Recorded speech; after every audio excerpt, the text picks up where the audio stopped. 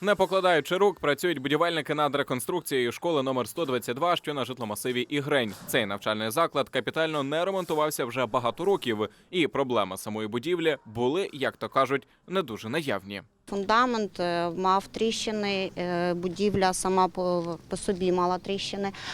Якщо подивитися з того боку, ми маємо цегла вже падала. Були приміщення, в яких було дуже прохолодно, скажімо так. Ми не мали гарячої води в приміщеннях там, де це потрібно. Та вже цьогоріч за ініціативою народних обранців Дмитра Припутня та Дмитра Киселевського ситуація щодо капремонту школи зрушила з місця. І віднині тут відбувається масштабна реконструкція.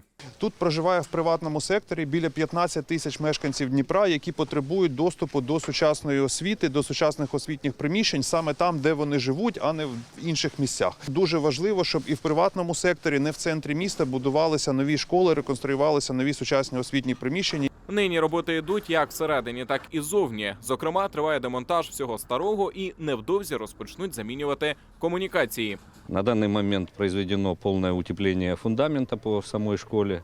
В процессе идут полы и, как видите, кровля.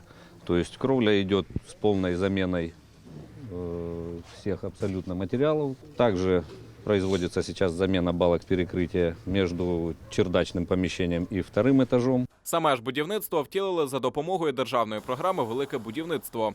Буде зроблений капітальний ремонт основної будівлі, буде благоустрій території, буде пришкільний новий стадіон. Тобто робиться все для того, щоб наші діти навчалися в сучасних європейських умовах. Це буде створено повністю новий, сучасний, безпечний простір, в якому діти будуть отримувати свої знання з комфортом та безпечно.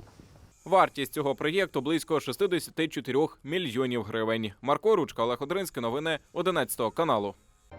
11 канал. Усі фарби твого життя. Обов'язково підписуйтесь на наш YouTube канал, щоб дізнатися першими про найважливіше.